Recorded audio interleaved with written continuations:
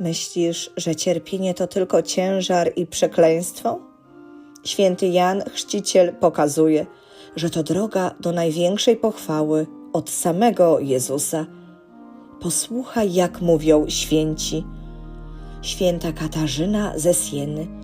Cierpienie przyjęte z wdzięcznością staje się modlitwą najpotężniejszą.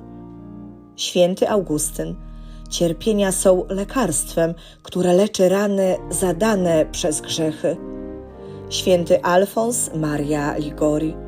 Kto przyjmuje cierpienia z poddaniem, gromadzi skarby zasług przed Bogiem. Nie uciekaj od krzyża. Obejmij go, bo właśnie tam Bóg ukrył największe łaski.